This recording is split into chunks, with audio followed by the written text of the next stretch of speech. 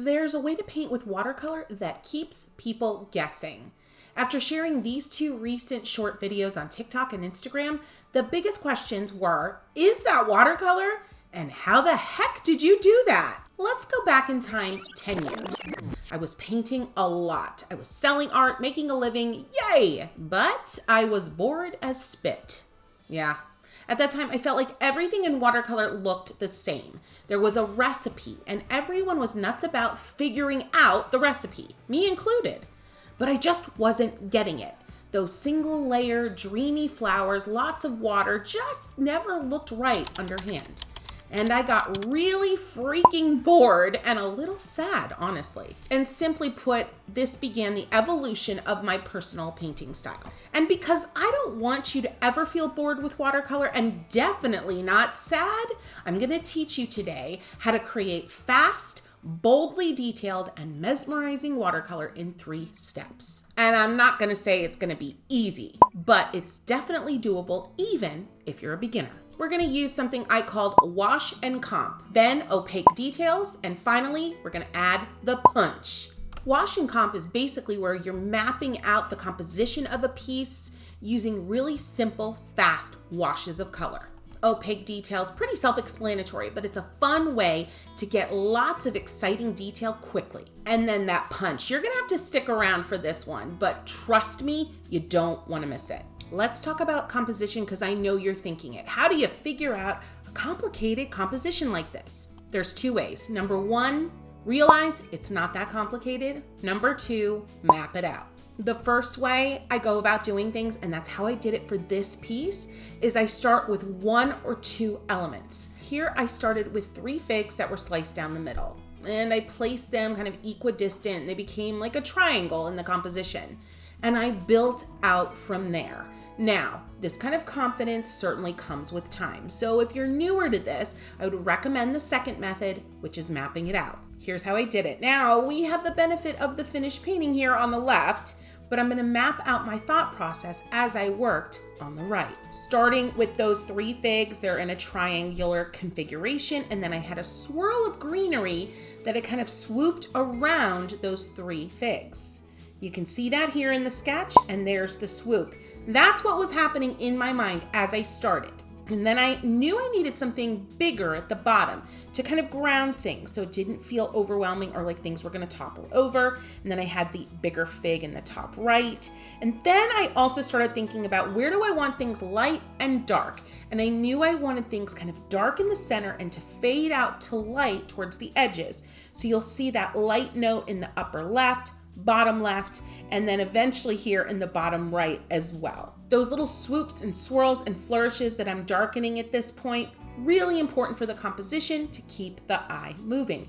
Listen, feel free to copy my composition. That's what I'm here for. So you can just get to the joy of painting. And here's that triangle and that kind of center of dark detail that I planned in my head from the beginning.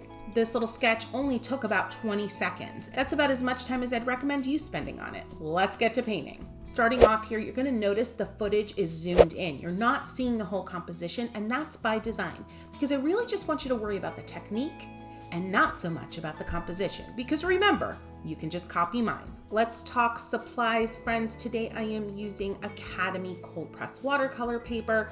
If you're curious about why I love Academy so much, you might want to go ahead and watch this video. I'm going to link it below. Really fun. Okay, next up I'm using my Art for Joy's Sake palette and my continuous spray bottle to keep this palette juicy, which means I am spraying and respraying this about every few minutes. Yeah, I know, seems crazy. Next up, I am using my 3/4 inch dagger from the Free From Fear brush collection. Also my number 6 travel round, my liner brush, and then the 000. All the links for supplies below. And I'm going to be using some high flow white acrylic and also Holbein acrylic gouache. Starting off with the 3/4 inch, it's just paper dagger brush, friends, and it's going to be wet on dry.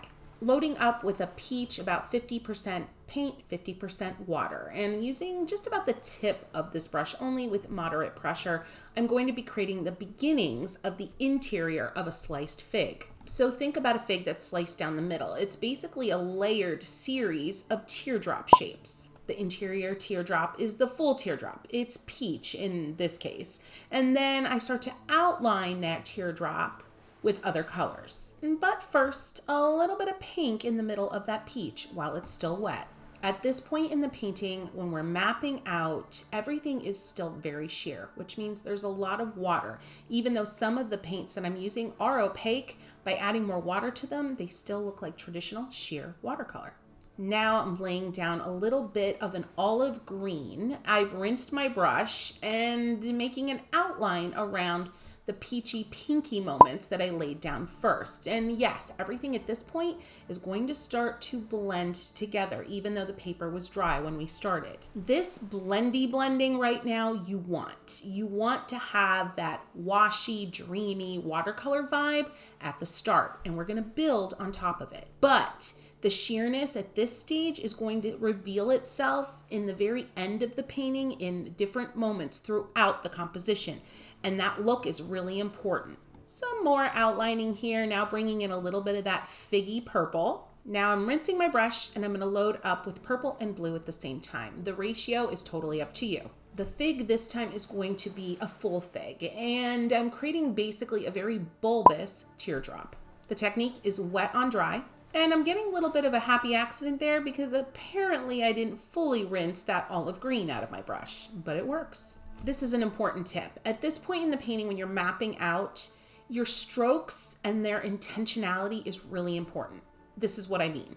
Movement should be as simple as possible. Notice I created this purple fig shape in about 3 brush strokes, and then I moved away. There'll be lots of time later for lots of brush strokes and detailing. Now you're at the point where you've got 2 different versions of the fig that you can start repeating and changing the scale and angle of. This is the point where you want to think back to your reference image. Maybe you're using my finished painting, or maybe you're just making up your own composition.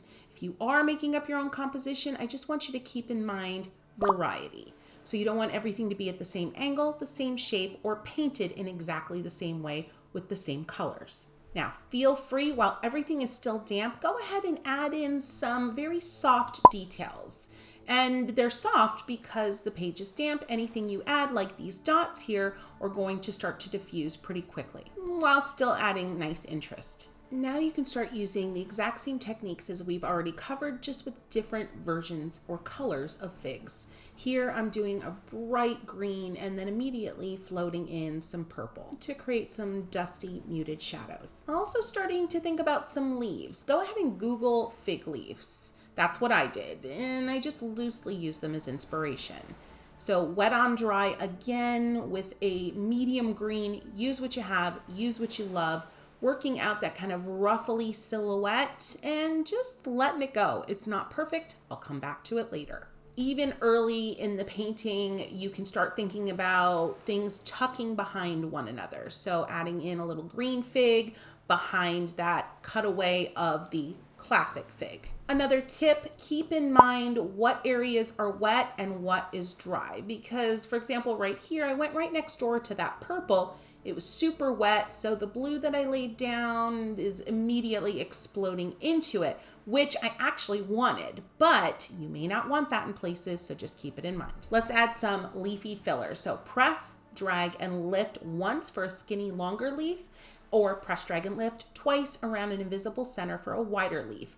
And then again, using that 3/4 inch dagger, just press and lift on the curved edge with the point facing towards the paper, really lightly, and you're going to get easy stems. You're going to be able to use this technique over and over again throughout your composition for filler that just makes sense quickly and easily. Notice how I changed the angle, the width, and the curvature of the leaves to make them look like they're twisting and turning and crumpled and crawling behind things. And change up your greens as you go. It keeps the composition interesting. Another tip for you, if you're struggling to get that nice fine point on the press, drag, and lift technique, just slowly more gradually drag and lift, and you will get that point. If you're getting a blunt end, it just means that you're lifting too quickly as you drag. All right, now don't be afraid of starting to add some really intense moments of color. I'm adding a few olives in here, and it may look black, but it's not. It's brown mixed with blue and purple, and it is intense, but I feel confident doing that at this point. Now, at this point, real time, I've been painting for about a half hour.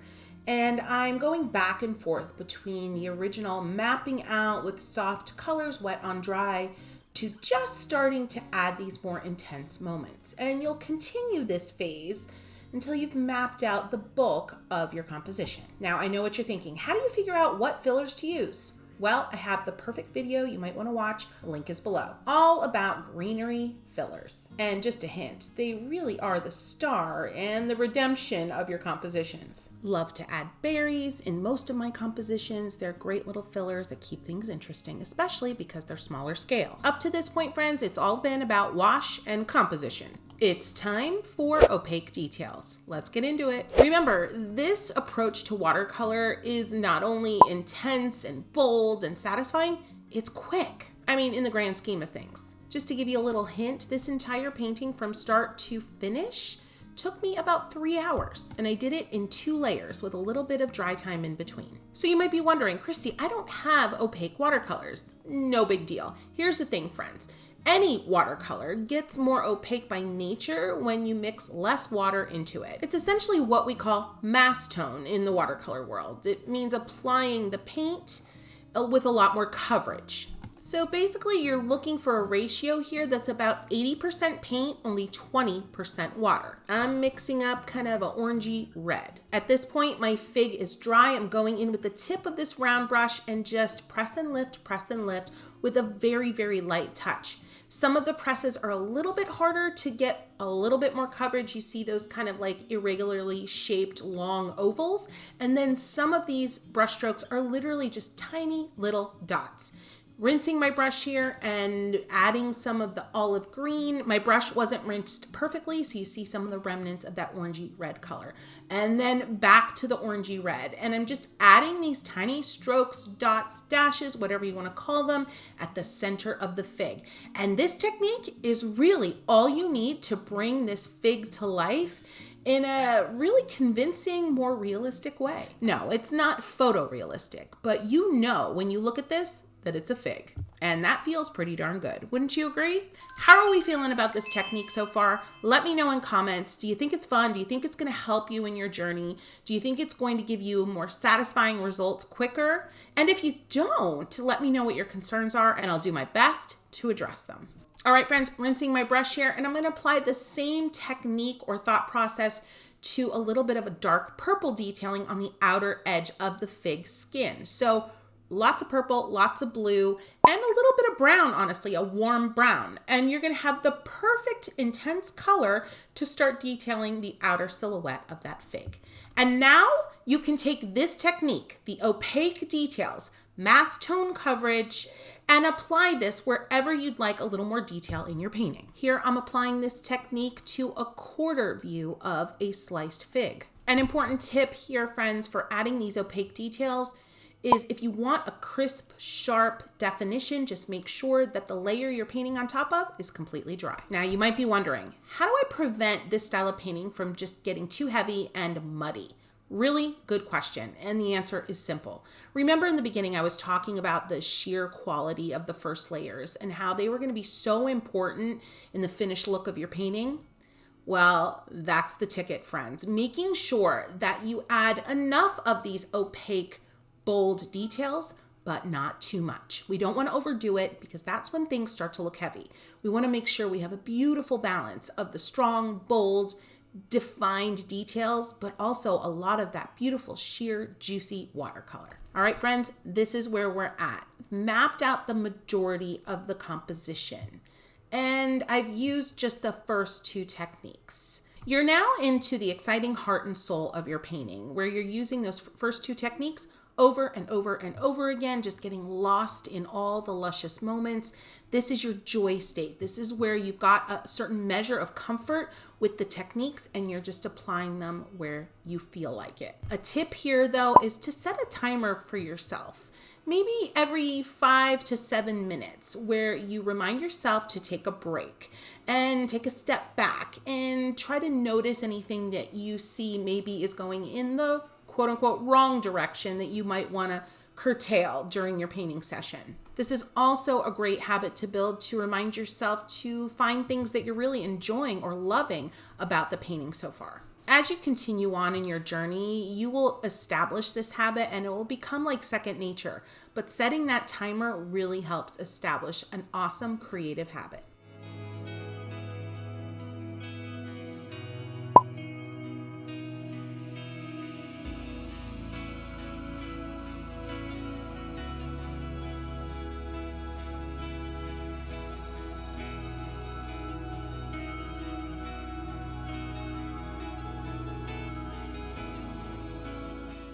As you're adding your opaque details, like I am here in this leaf on the kind of left-hand side, just think about the darker version of the color you've already laid down underneath. And that's all you need to know.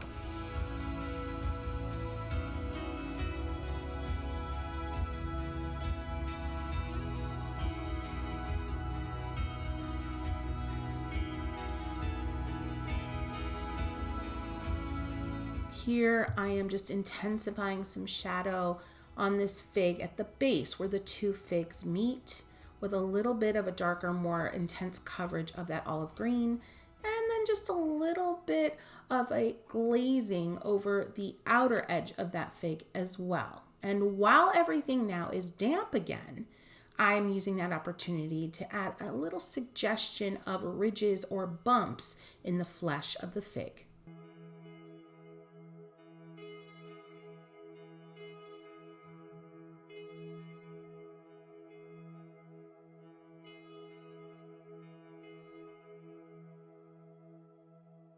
A really important tip, not everything needs to be detailed to the same level as everything else in your painting. Because we aren't after a super photorealistic finish or anything even close to it, we get to pick and choose where we want the detail to really pop.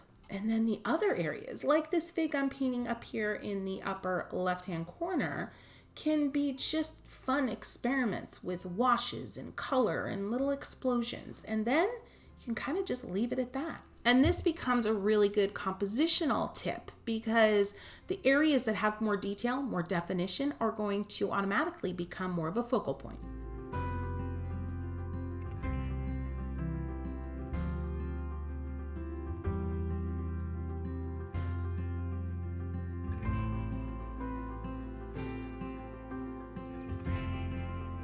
And speaking of focal point, I'm actually going to go back into these original 3 figs. You remember the ones, that triangle kind of compositional, yeah. Friends, these are definitely my focal point. And so you'll see me adding more details onto them themselves and then also into the moments surrounding them, because that's really where I want my eye to go first. So I know I said I completed this painting in 2 layers, so like maybe 2.5.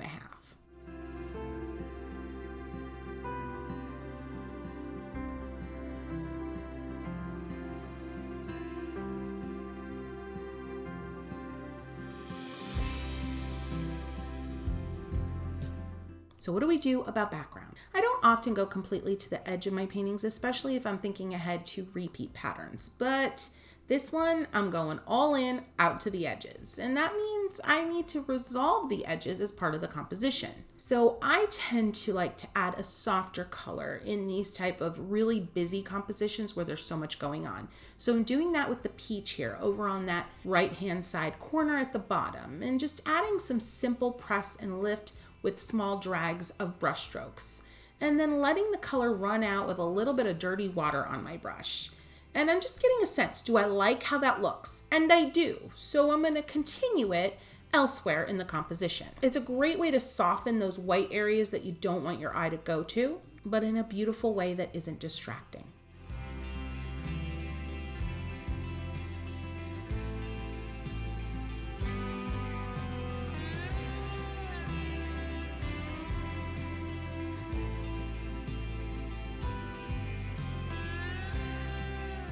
Now I'm going in with my 000 detail brush, and I like to think of adding details in layers of intensity. So what does that mean? I start off adding details with my number 6 round. The marks are small, but they're not super, super tiny. And then I keep getting smaller and smaller and more delicate with the marks that I add. So this little leaf here, right smack dab in the middle of everything, is a perfect example of some of the finest detail that I will add to this piece. And honestly, you don't need a lot of this detail throughout a composition to make a big impact. When you're working with a brush this small, this tip is important. You're going to need to reload your brush often. So really the tip is just set your expectations.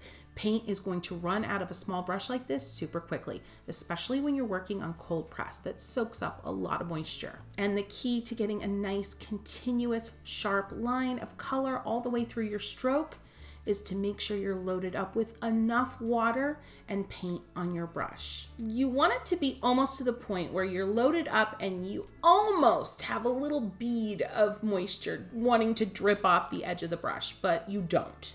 Yeah, that's the best way I can describe it. All right, friends, it's time for the punch. Maybe you guessed it. The punch has to do with acrylic. I'm using a high flow golden white acrylic and then also an acrylic gouache, which basically is just acrylic. And at this point, it's taking those opaque details to the next level in a select few spots throughout the composition to add that last push of just intense visual power. This is a little trick that I just adore. When the page is wet with rich color, meaning mass tone application of color, but there has to be enough moisture in that application for it to create a little puddle on the page. With a clean brush loaded, in this case with white acrylic, I'm going to dab in some white. And look close because you will see the coolest effect. It's almost like marbling. That white is going to just take a hold of the moisture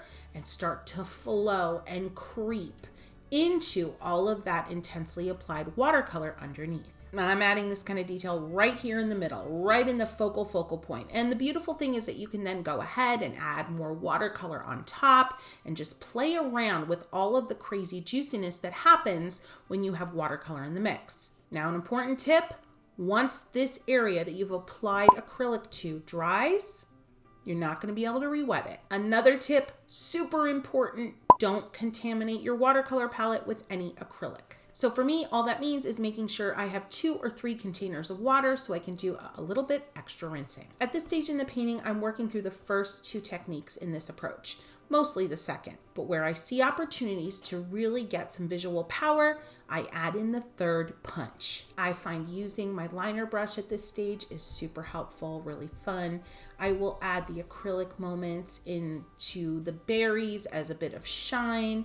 I'll add linear details in the veins of leaves. Anywhere I think a little bit more contrast will really help things. And you might be wondering, Christy, how do you decide where? Honestly, it becomes kind of like a feeling, something that you get used to deciding. As a beginner, when you're not confident in the where and how and why, I would use this approach. This type of punch detailing shouldn't really cover more than about 10% of the page, or it could be really overwhelming. Of course, rules are made to be broken. This is just a suggestion. Think about highlights. Those punch moments are perfect for highlights, adding some shine.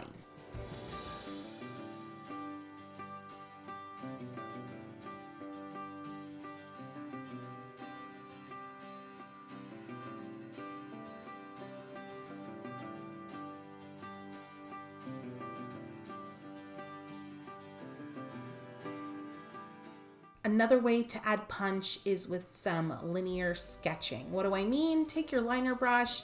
Here I am using that nude color acrylic gouache, and I'm just sketching in some simple leaves and veins, all connected by some stems. Last and certainly not least are just simple dots. I love a good smattering of dots when I'm wrapping up a painting. It adds a little visual sparkle. I gotta know, friends, have you had any aha moments during this session? Let us know in comments. Share.